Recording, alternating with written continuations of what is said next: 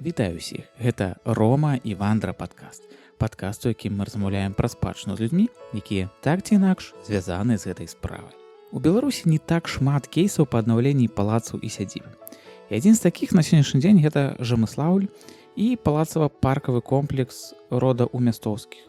Хто сочыць за спадчынай досыць даўно, то ведае, што палац неаднойчы прадавалі і нават купляў яго замежнік. І што быццам бы і быў уласнік, але працы спыняліся і праводзіліся сустрэчы з мясцовым кіраўніцтвам насельніцтвам. Так ці інакш працы нейкія ішлі, але тое, што можна было заўважыць, гэта тое, што ў 25-м годзе інстаграм-старонка палаца стала ажываць і займела сваю графічную візуалізацыю. Адгэтуль з'явіўся натуральны інтарэс. А што адбываецца з сядзібай Умястоўскіх у Жамыслаўлі? Якія адтуль навіны і якія там планы на будучыню? Аб гэтым усім мы паразмаўлялі з Алесяй Гурскай, кіраўніцай турыстычнага напрамку праекта па аднаўленні сядзіб. Хто не слухаў першыя эпізоды падкаста, то можа і не ведаць, што Алеся ўжо была госцяй эпізода. Таму шчыра раю паслухаць нашу размову ў эпізодзе нумар 10. Там мы размаўляем пра яе авантурыстаў і пра прыгоды падчас вандровак. Дарэчы, дагэтуль гэта найбольш праслухваемы эпізод падкаста, таму дакладна раю, гэта цікава. Ну а як паслухаце гэты эпізод, то дзякуй за працу праекта Вандру можна зрабіць зручным для вас спосабам. Напрыклад, падзяліцца з сябрамі новым эпізодам, альбо падтрымаць на пляцоўках Buy Me Coffee, Patreon, PayPal, ды Boosty. А яшчэ ж можна набыць складанку Дзень жыцця спадчыны. Усе гэтыя спасылкі, як што можна зрабіць з праектам Вандра, усё гэта будзе ў апісанні. Ну а мы будзем пачынаць прыгоды ў Жамыслаўлі. Таму сядайце больш зручна і вандруем. Хацеў на самым пачатку спытаць менавіта пра гэты новы этап жыцця, бо калі глядзець па інстаграме, это фактычна адзіная такая публічная крыніца палаца. Былі допісы да 22-го года, нешта там то дах аднаўлялі, то нейкія прыборкі былі на тэрыторыі. І тут быў перапынак да 25-го года, і ў 25-м годзе з'яўляецца больш такое у адзіным стылі, графічнай візуалізацыі, больш насычаны контент. У меня вось пытанне, а што адбылося паміж гэтымі гадамі? Паміж гэтымі гадамі рабілася праектная дакументацыя, я так думаю. Я не ведаю, я недавно увогуле пазнаёмілася больш шчыльна, можа быць, як год з кіраўніцтвам палаца. Я думаю, што на тых этапах рабілася вось папяровыя ўзгадненні, і таму нічога так асабліва не адбывалася. У гэтым годзе ўжо пачалося відавочная праца. Я уладкавалася туды як спецыяліст па турызме, то бок я кіраўнік праекта турыстычнага аддзела. То бок гэта афіцыйнае працаўладкаванне такое? Так, афіцыйнае. З траўня я уладкавалася. Якраз першай справай гэта быў, канешне, Інстаграм. Ну, таму што я не прафесійна вяду. Я лічу, што я дылетант у Інстаграме, але допісы рабіць магу. І нейкую інфармацыю падаваць людзям, таму што гэта важна. У будучым я пісала дырэктару, што у будучым трэба добрага ўзяць СММ-спецыяліста, які разбіраецца ў механізмах, алгарытмах Інстаграма, таму што гэта важны інструмент для набыцця кліентаў і наведвальнікаў. Пакуль проста гэта не першапачатковая задача, бо на самой справе яшчэ ў палацы няма інфраструктуры, каб прымаць шмат гасцей і шмат наведвальнікаў. А пакуль няма, а ці ёсць разуменне тэрмінаў, калі яна можа з'явіцца? Ужо як бы узяліся за рамонт афіцыне. Афіцыне гэта флігель. І там ідуць работы штодзённа, то бок магчыма, што да наступнага сезона, у наступным сезоне там будзе ўжо гатэль. То бок наступны сезон это вясна 26-го года. Так. Магчыма.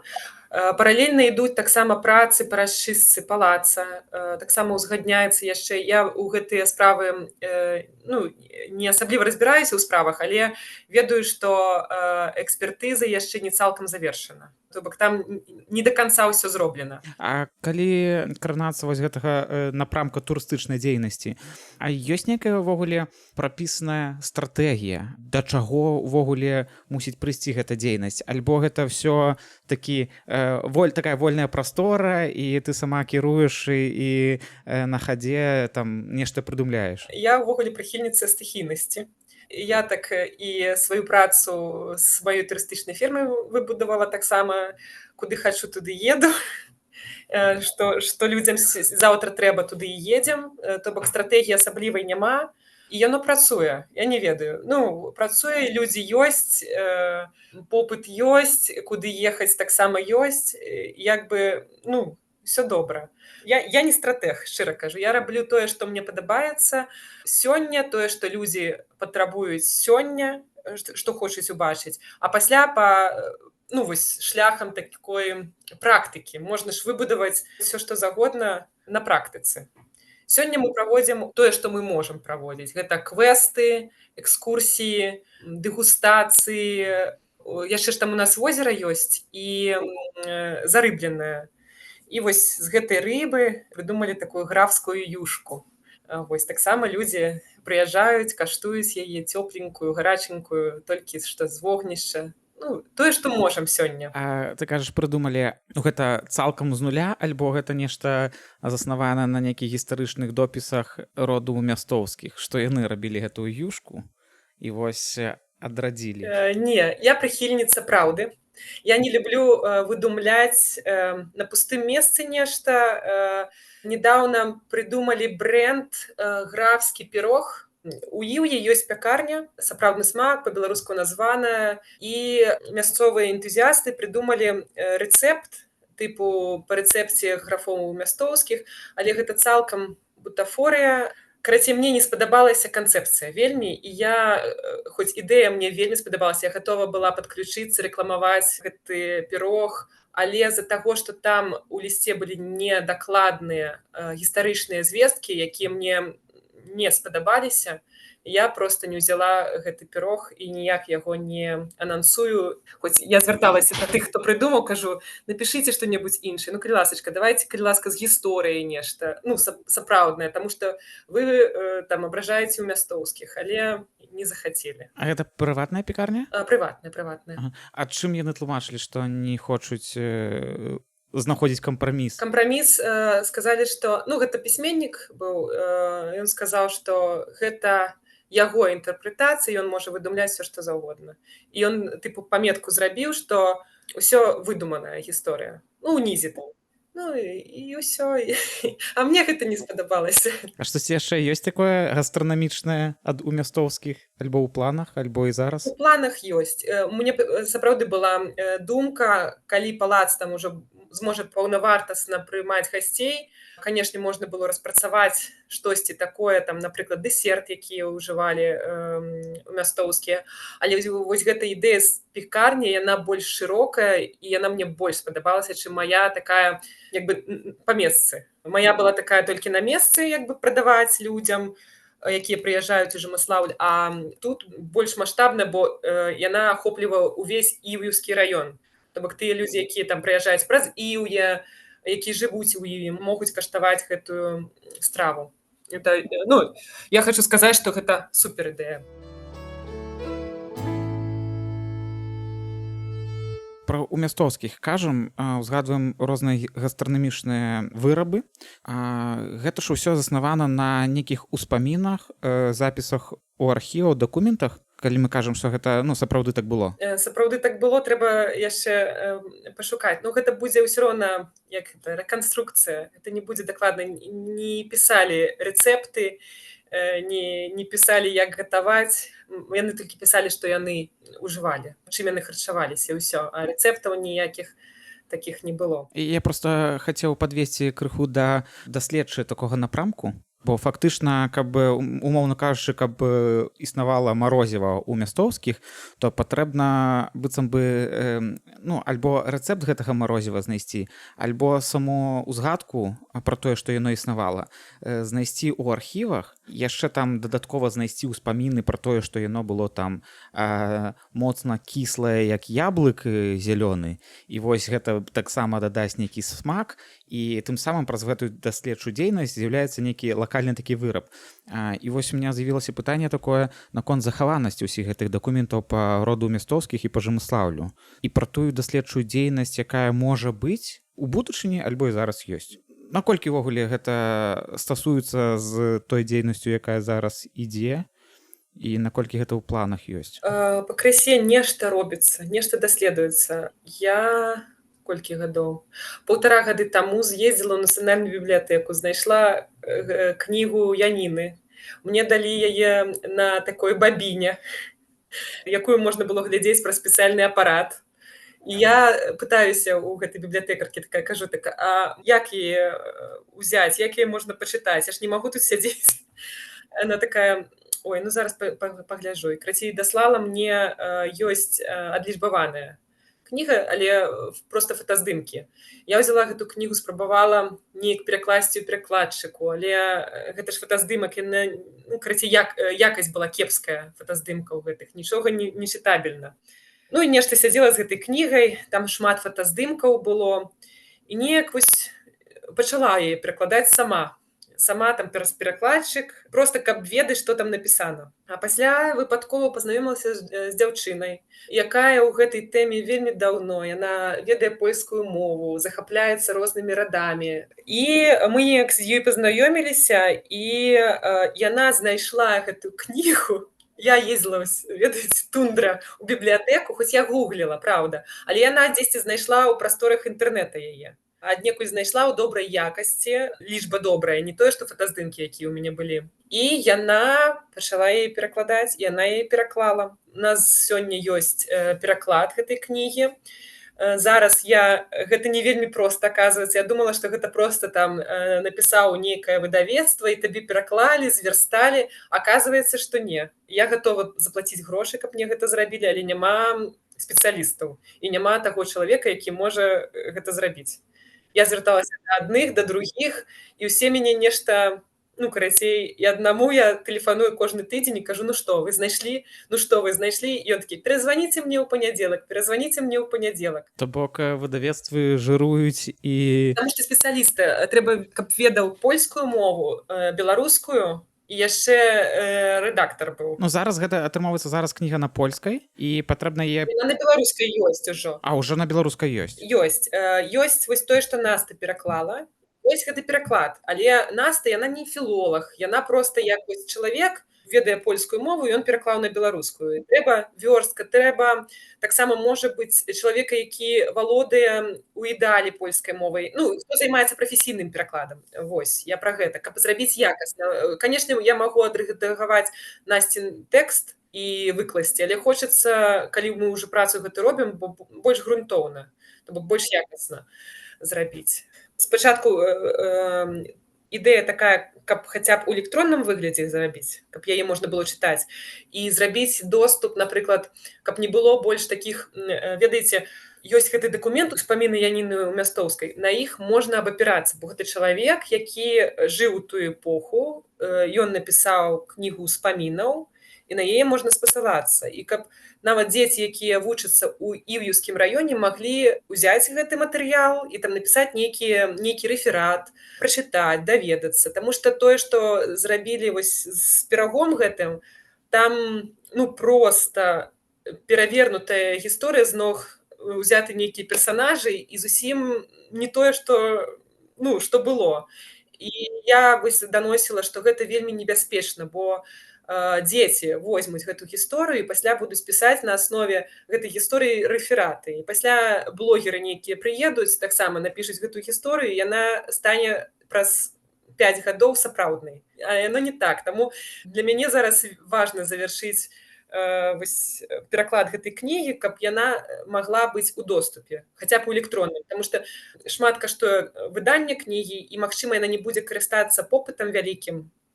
Тыраж, ну, немагчыма зрабіць вялікі, хаця б зрабіць пакуль электронны варыянт. Вось у мяне такая ідэя. Карацей, кніга мусіць быць, можа быць, мабыць.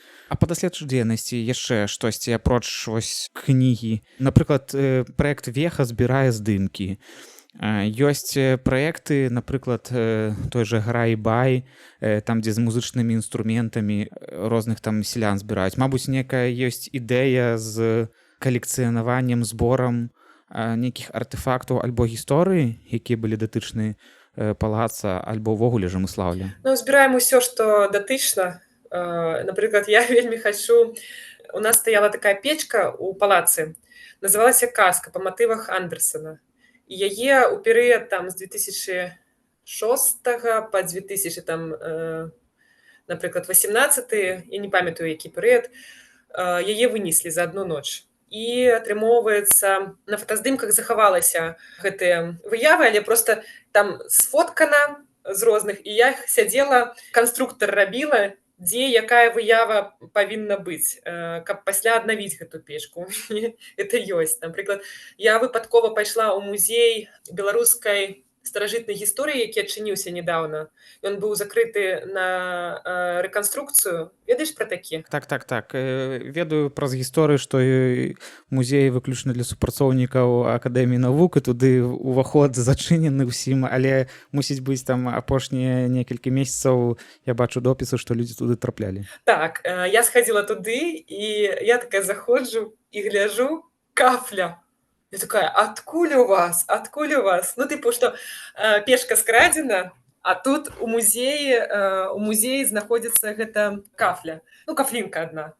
Я кажу, паглядзіце, калі ў вас з'явілася. Яны такія ў 80-х гадах. Я пасля паглядзела сапраўды, што некалькі там, ну, на фотаздымках, вось там 2005 года, там, праўда, не хапала парачку, і хутчэй, што Акадэмія навук вынесла яшчэ даўным-даўно, каб у музей забраць. А там проста заклалі белай. Таксама прыязджаў спецыяліст, мой знаёмы, які гатовы аднавіць гэту печку. Вось, і ён як бы разумее, як гэта рабіць, рабіў мне маленечкі такія магніцікі з выявай. Я проста ў гэтым кепска разбіраюся, але ён вось нешта назваў, гэту тэхніку, гэта ручны роспіс, пасля там яна неяк там глазіравалася, гэта печка, і бачна, што там ручное ўсё. І кожная кафля асобны сюжэт. Праўда, зараз гэта не мэтазгодна. Праўда, канешне, калі б былі рэсурсы, можна было б ужо зараз пачаць яе рабіць, адліваць, бо гэта праца на некалькі гадоў, як ён сказаў. Таму што гэта ручную роспіс спачатку робіцца, пасля пакуль яно высахне, пасля запячэцца дзесьці. Ну, карацей, гэта такі працэс. Але паставіць яшчэ няма дзе. Таксама вельмі мне падабаецца, захапілася кафляй, вось менавіта падлогай у палацы. Вось узнікла ідэя стварыць сувенірную прадукцыю з выявамі кафлі, таму што яна вельмі прыгожая, яна вельмі густоўная. І вось магніцікі рэалізаваліся. Я яшчэ хацела 2 гады таму зрабіць магніцікі з кафляй. У гэтым годзе нарэшце рэалізавалася гэта ўсё. А кафля на падлозе, ну і ўвогуле падлога, гэта тое, што захавалася ад умястоўскіх яшчэ? Так, ад умястоўскіх, гэта фірмовая яна, Вільруй Бог. Чаму яна захавалася? Таму што яна не дастаецца, яна крышыцца. Спрабавалі марадзёры яе, там ёсць месцы, дзе бачна, што яе спрабавалі скрасці, але праз тое, што яна не выпільваецца, ну, то бок яна крышыцца, калі яе дастаеш, то падлога захавалася. І гэта адно з самых каштоўных палацы. Я хацеў запытацца пра ўвогуле сам комплекс, які захоўваецца ў Жамыслаўлі, і пра той стан, якім зараз ён і куды мы рушымся. У 12-м годзе быў пажар, і ён крыху сапсаваў агульны выгляд. Быў знішчаны дах, які пасля ўжо аднаўляўся. Вось. А, напрыклад, у мінулым годзе была навальніца, якая крыху там паруйнавала парк. Я вось хацеў запытацца наконт захаванасці ўсяго таго, што зараз ёсць, у якім яно стане. Я ўвогуле бачу, што трэба ехаць у Жамыслаўль сёння, таму што ўсё, што захавалася, гэта арыгінальнае, як будавалі ў мястоўскія. там мала што змянілася, акрамя даху. Парк захаваўся больш-менш у стане, што стаяла дрэва, пра тое, што ты пра гэты ўраган, навальніцу кажаш. Стаяў пенсільваньскі ясень, якому яшчэ да 90-х гадоў, нават у 80-х, быў нададзены статус батанічнай каштоўнасці, прыроднай каштоўнасці. І гэты ясень стаяў, ён такі быў прыгожы, вялікі, і, на жаль, адна навальніца палова дрэва зрубіла, і пасля другая навальніца ўжо цалкам. І дрэва ляжала паваленае каля месяца ці 2 месяцаў. Забаранялася яго чапаць, пакуль не прыедуць з нейкай інстанцыі і не выключыць яго з помнікаў прыроды. І я папрасіла супрацоўнікаў захаваць рэшткі гэтага дрэва, каб пасля была магчымасць зрабіць з іх сувеніры. А зараз з дрэвам што? Яго прыбралі? Яго няма ўжо. Прыехалі, яго распілілі, ўсё. Нічога не засталося ад яго. Адна палова спачатку, а пасля цалкам дрэва ўпала, і ўсё. Цалкам. А далейшы лёс, куды гэта ўсё пайшло? Гэтыя галінкі спалілі. А папрасіла захаваць, то бок гэта пень, але кажуць, што ён быў ужо струхнелы. То бок фактычны, рэальны лёс невядомы.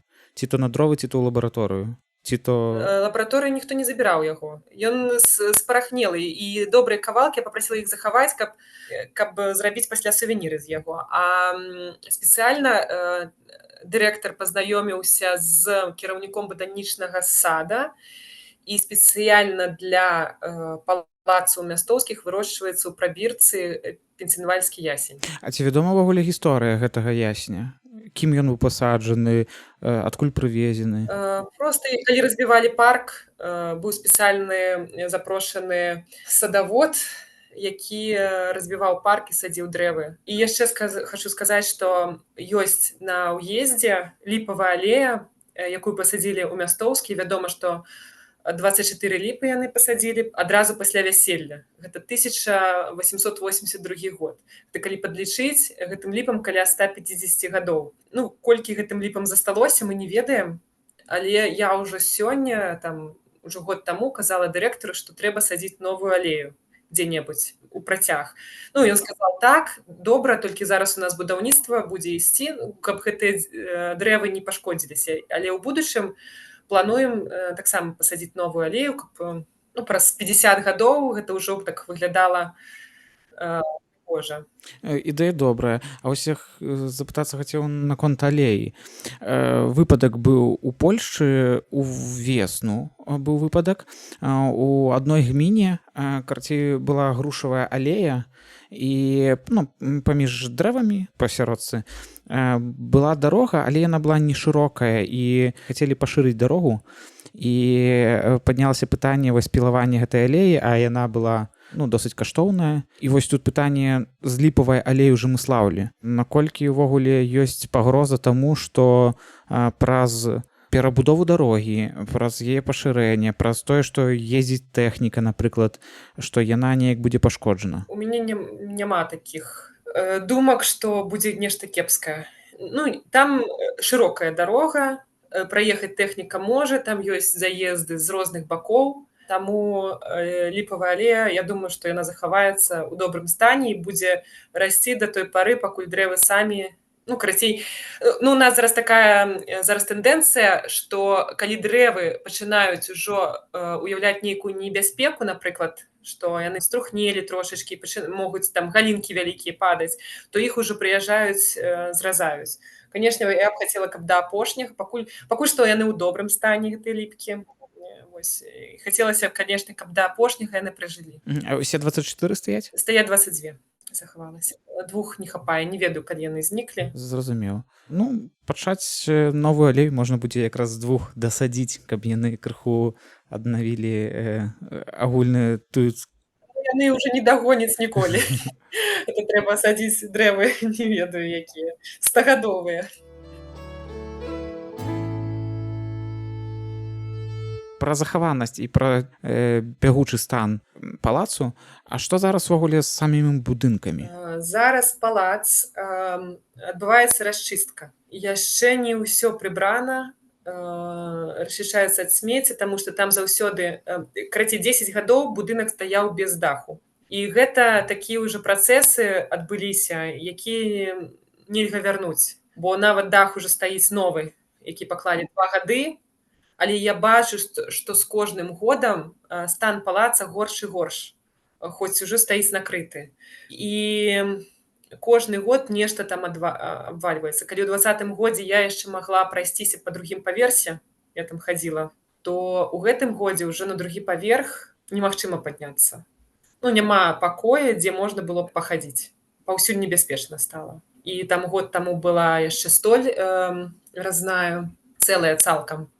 Год таму. Ужо сёння паловы няма. І такая тэндэнцыя, на жаль, з кожным разам ўсё горш і горш. А як гэта спыніць? Ну, ніяк. А па самім праекце і ўвогуле, ну, я так разумею, праект падразумявае нейкі план дзеянняў, ну, там, па часовай стужцы?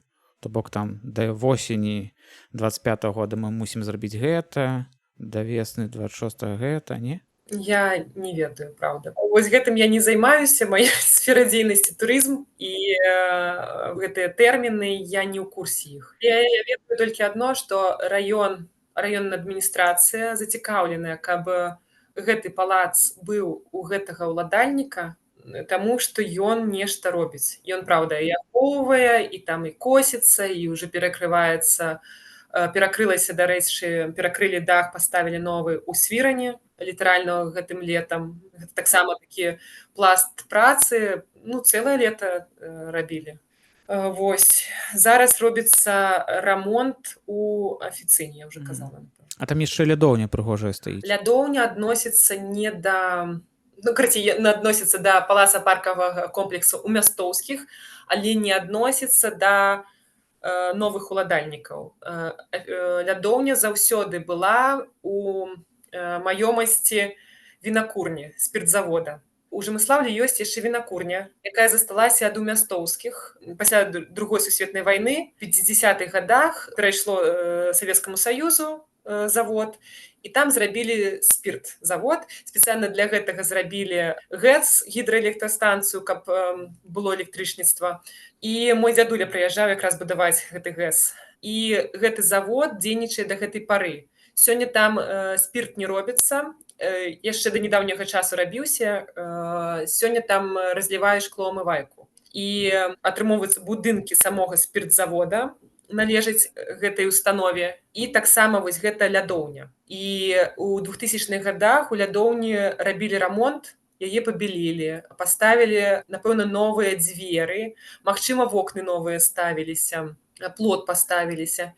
І ў будынка заўсёды быў гаспадар, таму ён так не парушыўся, як астатнія. Так туды не лазілі. Самая небяспека была ў тым, што у палац лазілі, і яго разносілі па частках. Ну і вось гісторыя таксама пра чаму там спалілі дах, як я расказваю на экскурсіях, кошт палаца – гэта кошт трубаў на металалом.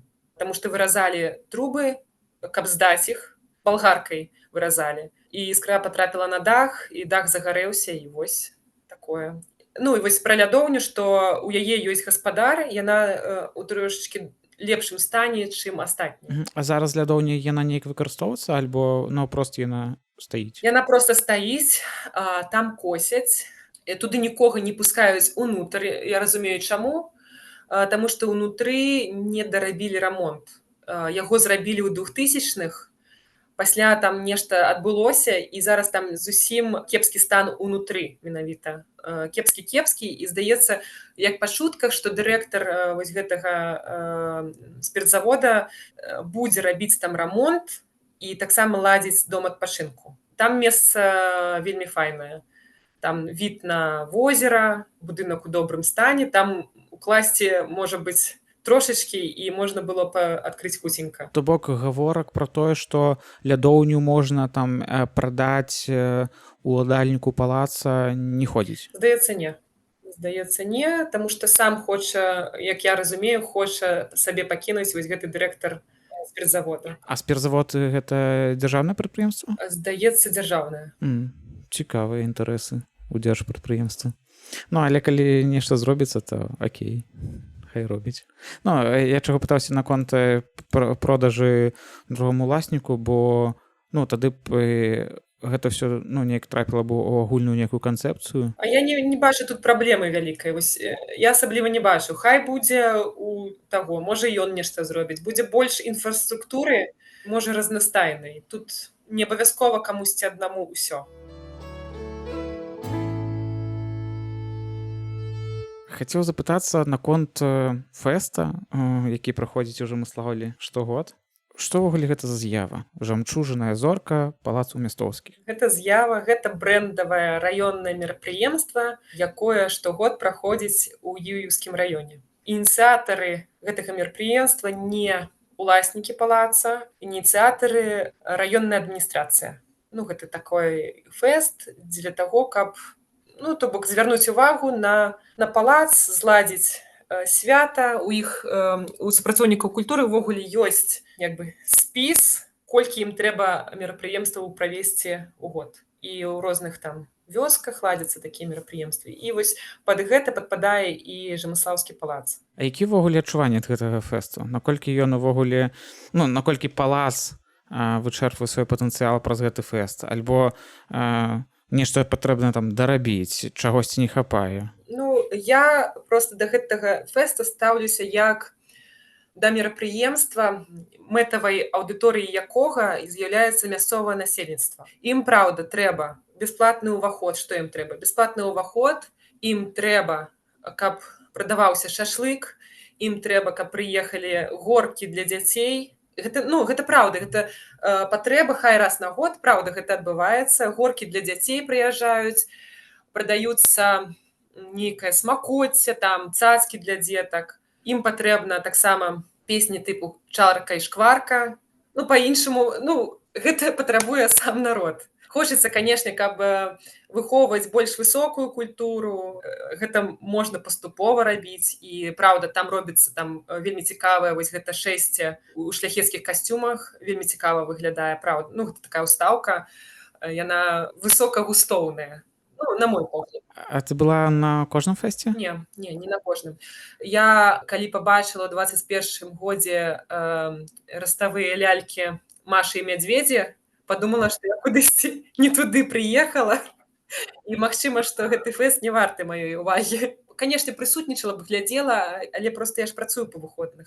Я хацеў запытацца, наколькі ўвогуле за гэтыя гады, ну, там фэсту там каля 7 год, здаецца, наколькі ўвогуле змяніліся акцэнты у інтарэсах аўдыторыі? Наколькі стала больш чаркі-шваркі ці менш? Наколькі стала больш запытаў да горак, Машы, мядзведзя ўвогуле? Асабліва нічога не змянілася, мне падаецца. У гэтым годзе мы распрацавалі толькі там, ну, мне падалося, што прыгожае там было ўнутры ў холе ў палацы. Мы зрабілі такую пляцоўку, дзе прадаваліся нашы сувеніры. І там было вельмі так прыгожа. Там было, мы частавалі гарбаткай, там прадавалі гэтыя сувеніры. Ну, і там такая была нейкая, ну, мне падалося, што нейкая модная кропачка. Незвычайна, бо мы ўзялі там свечкі, паставілі нейкія старыя люстэркі, і там падыходзілі, фатаграфаваліся. Ну, такое, нешта новенькае. А вось да гэтага нешта новенькага, наколькі быў вялікі інтарэс мясцовых жыхароў? Яны падыходзілі, пыталіся, колькі што каштуе. Ну, магніцікі набывалі, праўда, фатаграфаваліся. Пазнаёмілася з жанчынай, якой там каля 85 гадоў ці 89. Яна выкладала ў палацы калісьці. Яна была настаўніцай, а ў палацы была школа. Яна прыехала паглядзець. Такая сустрэча была прыемная, запомніла, яна ведала мою бабулю. Наколькі ўвогуле ты бачыш гэты фэст у будучыні? Наколькі ён увогуле пасуе палацу і ўсёй гэтай тэрыторыі, наколькі ён стаў такой неадменнай часткаю жыцця палаца? Я бачу, што ён застанецца такім, які ёсць. Гэта я не кажу, што гэта кепска. Ну, вось я там сказала так сарказмам нейкім шашлыкі. Ну, я разумею, што гэта людзям патрэбна. Тым, хто жыве, ну, яны так бачаць. Яны не прыйдуць глядзець там нейкія дудкі, якія будуць ім па вушах, якое мне падабаецца там.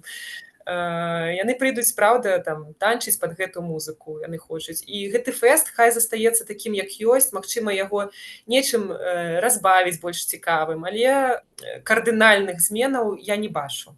Ну, хай прыязджаюць людзі з раёна, хай ён будзе бясплатным.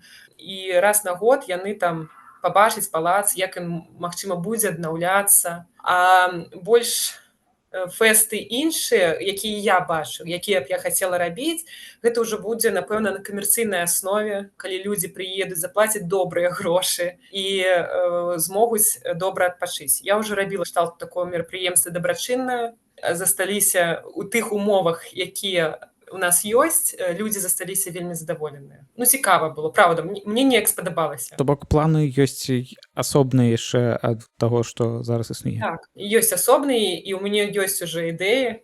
Я ладно, падзялюся. Я ўяўляю, як прыедзе нейкі гурт цікавы, і на плыце будзе. Гэта не новая ідэя, але вось у Жымыслаўлі я б хацела, каб так было. Вось я бачу гэта, як гурт на плыце грае сваю музыку, а гледачы вакол на сапах, на лодках слухаюць яе. Ось. Мне здаецца, справа. Так, і так.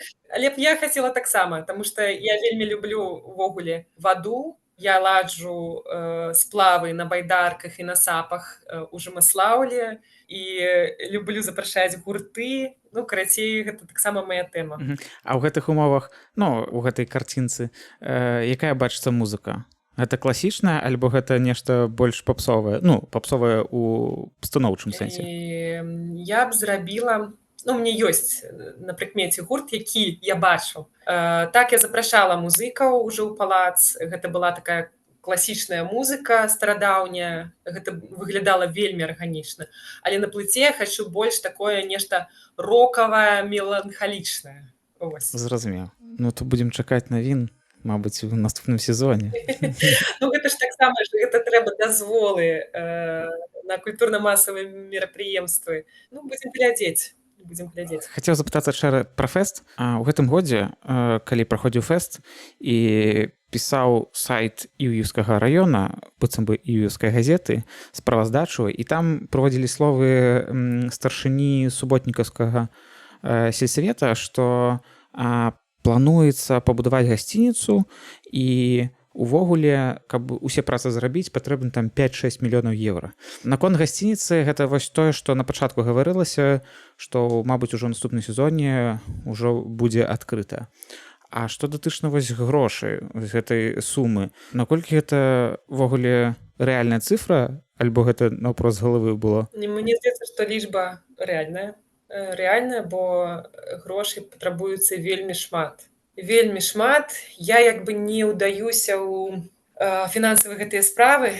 Я не ведаю, ёсць грошы, няма грошай. Але бачу, што... Ну, я хочу сказаць дзякуй вялікай, што гэта вось фірма ўзялася. Нічога яна не атрымоўвае за тое, што турысты прыязджаюць. Гэта вось столькі ў параўнанні з тым, колькі туды ўкладаецца грошай. І гэта трэба быць вялікім энтузіястам, каб гэта ўсё рабіць.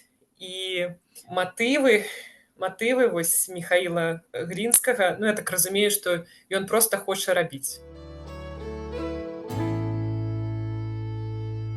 Хацеў запытацца яшчэ пра тое, што з актыўнасці адбываецца глэмпінг. Мне здаецца, глэмпінг з'явіўся раней, чым з'явілася некая графічная візуалізацыя на старонцы Жымыслаўля, бо вся гэта графічная стылёвая візуалізацыя, яна была ў 25-м годзе, а глэмпінг, мне здаецца, яшчэ ў мінулым годзе быў, не? Ён глэмпінг ў 23-м годзе. Ну, ў 23-м годзе.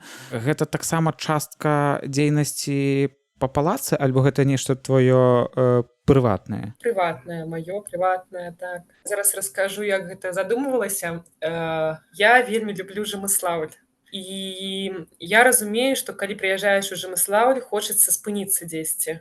Ну, праўда, там хочацца сустрэць світанак які-небудзь. А дзе гэта зрабіць? Ну, адчынілася аграсядзібка, але яна ў суседняй вёсцы. Яна як бы адносіцца амаль што да Жымыслаўля, там кіламетр. Але гэта ўсё роўна не у атачэнні гэтага палаца паркавага комплекса, не блізка. І мне вельмі хацелася вось штосьці такое зрабіць вось каля палаца.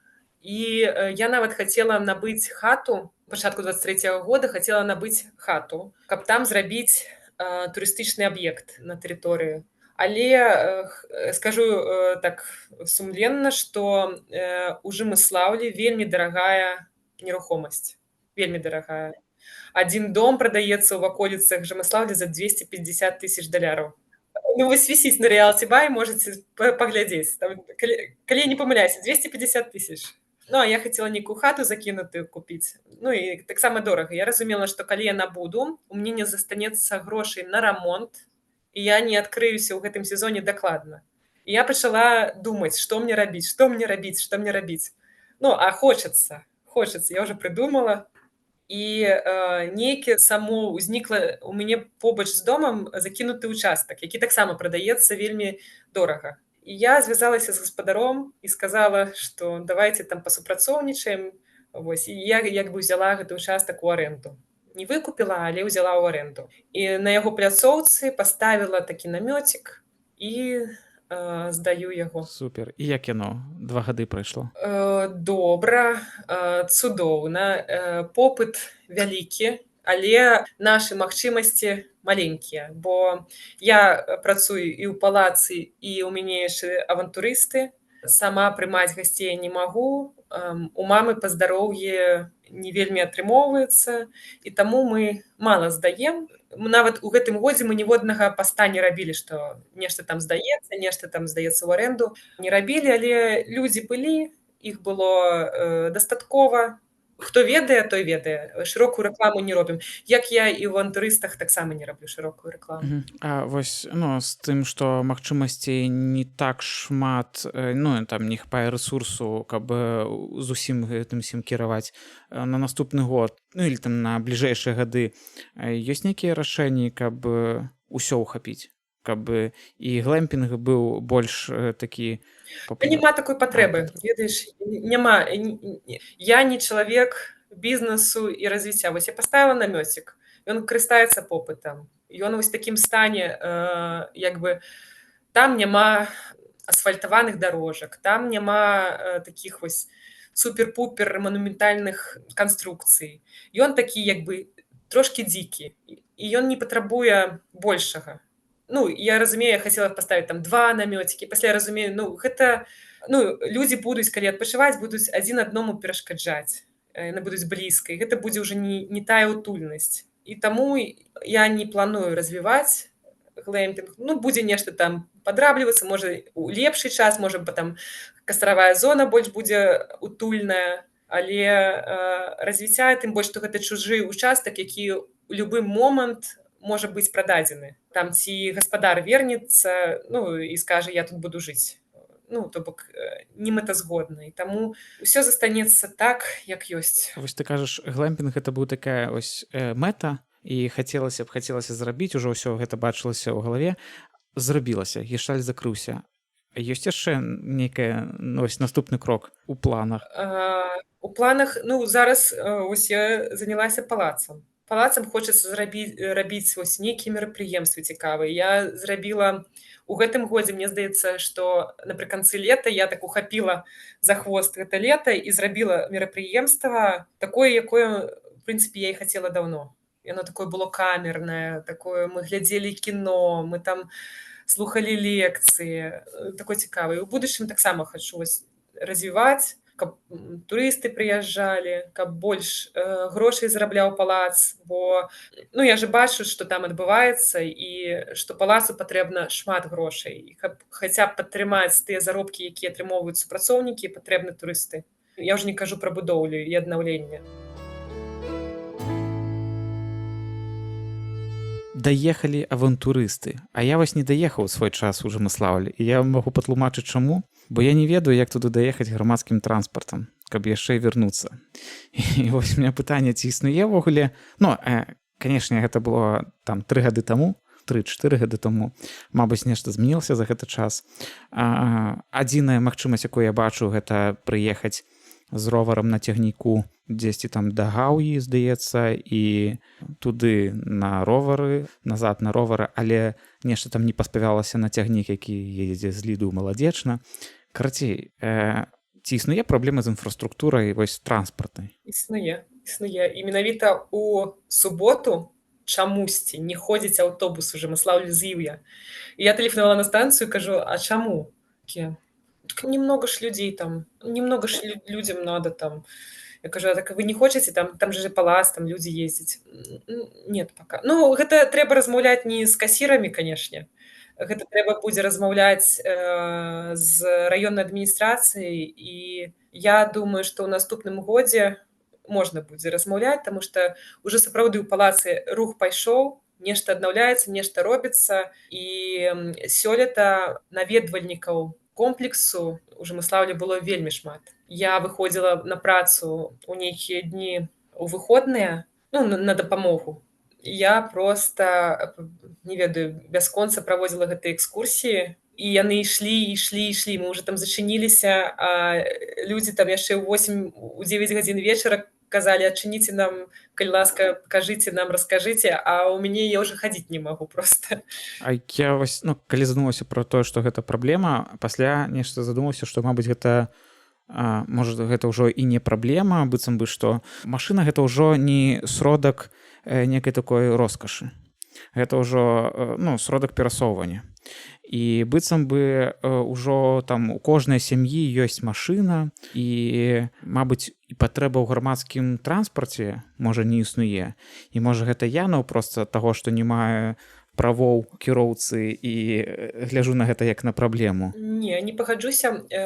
Ёсць заўсёды пласт, які студэнты, які ўсё роўна павінны неяк дабірацца туды. Ну, не ва ўсіх студэнтаў ёсць машына, гэта факт. Ёсць людзі, якія выкарыстоўваюць, як бы прытрымліваюцца экалагічнага ладу жыцця, якія карыстаюцца прынцыпова грамадскім транспартам і не возяць, кіруюць машынай. І ёсць людзі, якія, ну, у якіх няма машыны. Ну, і я ведаю па глэмпінгу, я ж камунікую. Так, у большасці машына ёсць, але ёсць людзі, якія думаюць, як ім дабрацца, і гэта нармальна. Ну, напрыклад, мы наладзілі там, я кагосьці забіраю там з Іўя, ці наўпрост едзем, ну, дамаўляемся там, я часта езжу, я 3 разы на тыдзень езджу туды-сюды летам. Дамаўляемся там, ці я туды завязу, ці назад адвязу, так часам.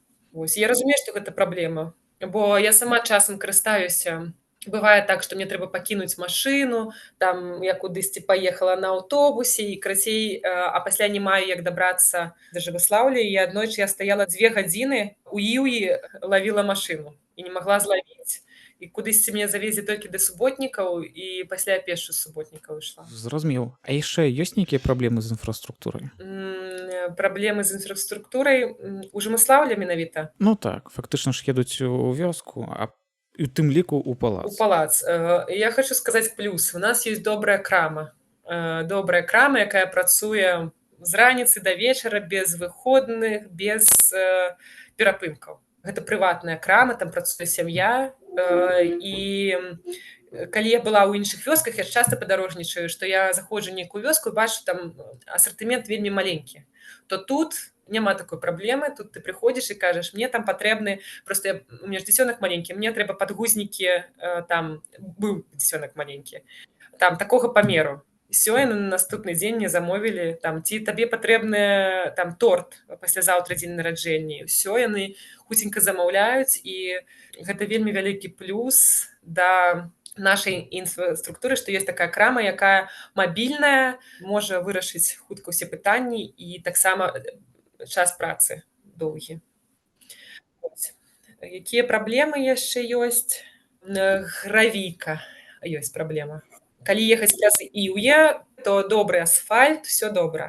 Але калі ездзіць праз Гальшаны знаходзяцца 25 кіламетраў, і гэта таксама такі турыстычны аб'ект, варты ўвагі. І там ёсць участак, дзе 8 кіламетраў гравійкі. Гэта праблема, бо асабліва турыстычны вялікі аўтобус, ён можа ехаць па гэтай гравіцы 20 кіламетраў на гадзіну. І гэта, канешне, час губляецца, людзі там таўкуцца, трасуцца, не вельмі. Хацела б кажуць, што хутка там пачалі ўжо рабіць, магчыма, вырашаць гэта пытанне.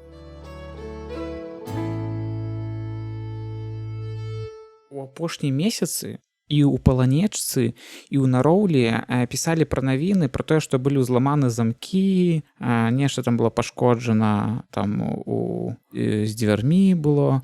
І у меня закралася пытанне, а ці ёсць такое нешта ў Жамыслаўлі? Ну, канешне, ёсць. А гэта хто? Это мясцовая моладзь? Мясцовая моладзь, на жаль, і хочацца, каб людзі разумелі, што яны жывуць у такой мясцовасці прыгожай, прывабнай да турыстаў, што тут будуць стварацца у будучым працоўныя месцы, дзе можна будзе падзарабляць грошы, калі там нават іх дзеткі вы там не ведаю, гэта ж цудоўна, што можна дзесьці падзарабіць грошы там. Нейкая жанчына там сувенірную прадукцыю прыносіць пад палац, там прыязджае аўтобус, яна там прадае. Гэта ж класна, яна там вяжа цацачкі. І мясцовая моладзь, моладзь, напэўна, такая паўсюль, яны не разумеюць. У цябе ж таксама дзяцінства праходзіла у палацы? Так. А ты разумееш гэтых людзей? Так, разумею. Канешне, гэта ж такое дзіцячае, хочацца залезці кудысьці. Мне да гэтай пары хочацца залезці ў закінутыя дамы. А маёй дачцэ, яна заўсёды мне кажа: «Мама, когда мы поедем в заброшеныя дома?» Мы паехалі ў нейкую вёску недалёка ад Жамыслаўля, і там цалкам вёска закінутая. Дарэчы, выдатны бізнес-план. Я проста гляджу, там уся вёска, закінутыя хаты, і яны нармальныя. Просто зрабіць там такія, як турыстычную вёску, у гэтых хатках рассяляць людзей. І вёска досыць старая, там брукаванка выкладзена, і яшчэ вялікія дубы вось на працягу ўсёй вёскі растуць, там па 300 гадоў, па 400 дубам. І я разумею вось гэтых людзей, якія лазяць, праўда, але адзінае, канешне, не разумею, што калі ты там бачыш, што ляжыць нешта нікому не патрэбнае, не ведаю, кавалак кафлі. Магчыма, што яго выкінуць, магчыма, што ён нікому не патрэбны, калі ён валяецца ў палацы, так? Гэта адно, калі ты паклаў у кішэню, пайшоў. А іншага бачна, што гэта ўкладзеныя грошы, што гэта камусьці належыць, што гэта пакладзена не для вас. І гэта ўжо называецца крадзеж. Вось гэтага я не разумею. Ці ёсць надзея ўвогуле, што мясцовыя жыхары, якія лазяць, фактычна моладзь, дарослым, мабыць, няма чаго там рабіць.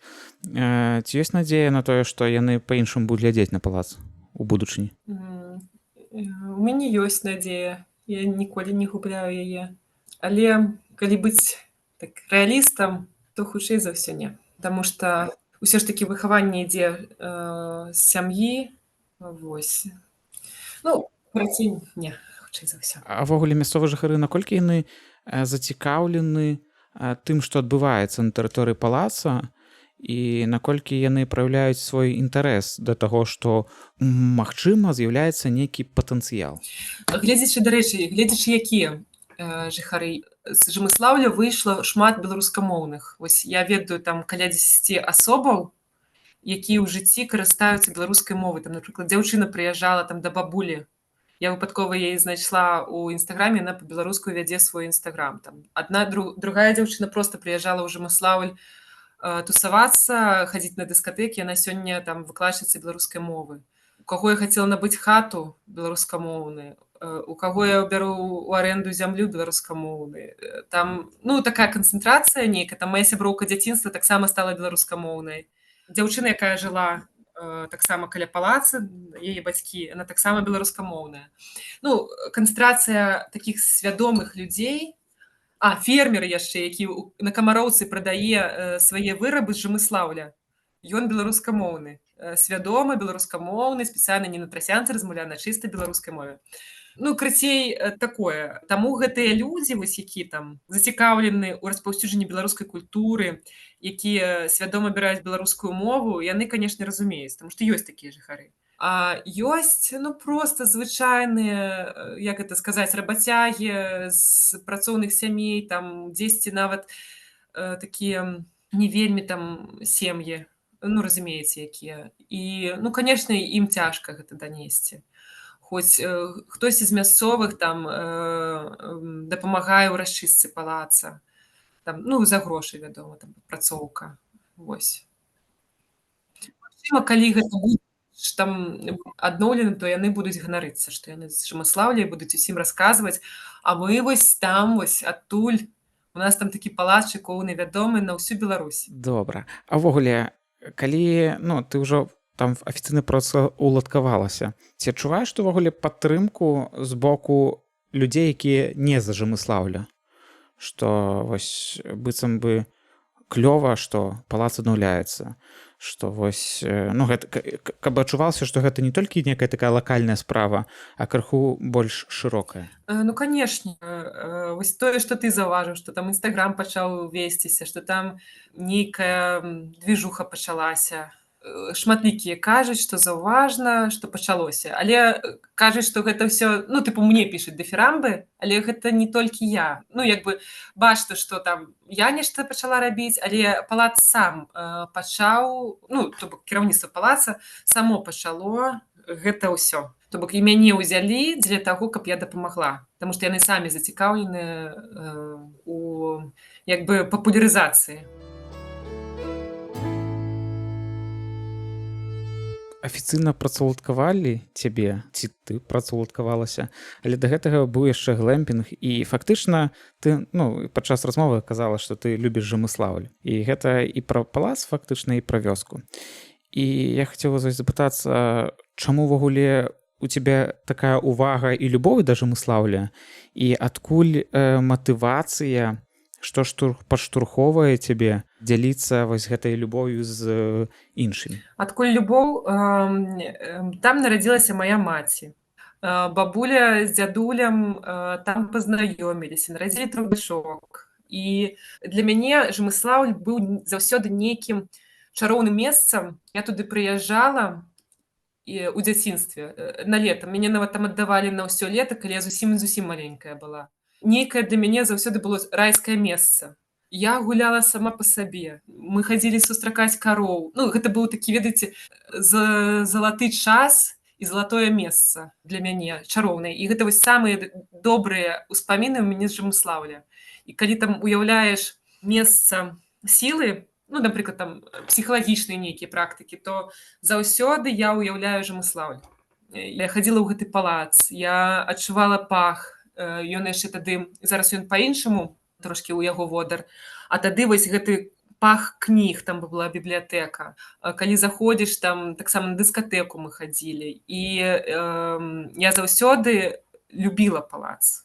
Заўсёды да яго ставілася вельмі цудоўны. І мне хацелася, калі ён пачаў ужо занепадаць, гэта яшчэ ў падлеткавым узросце было. І я хацела калісьці вырасці і аднавіць палац. Той факт, што зараз ты непасрэдна працуеш з палацам, гэта некая гісторыя пра дасягненне асабістай мэты ці не? Гэта не пра дасягненне мэты, а пра тое, што у жыцці чалавека могуць здзяйсняцца мары.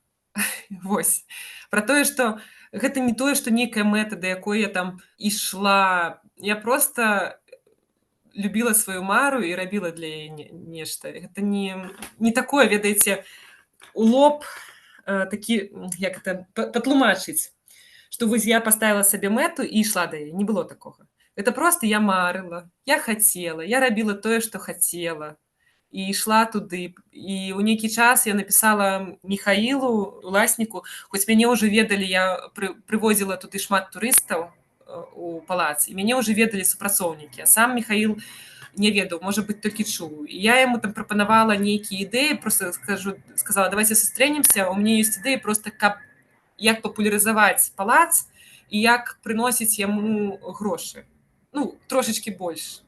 Вось. І мы неяк так сустрэліся, паразумеліся, і вось так я уладкавалася. А з рэалізацыі гэтых мар, ну, частковай, мабыць, рэалізацыі, ці з'явілася нейкія іншыя мары адносна Жамыслаўля? Адна, каб Жамыслаўль жыў, каб туды прыязджалі людзі.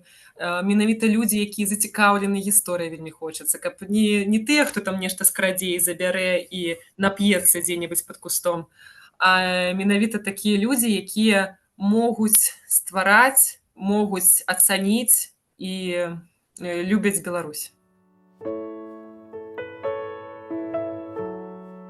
Будзем спадзявацца, што грамадскім транспартам можна будзе даехаць да Жамыслаўля ўжо ў наступным годзе.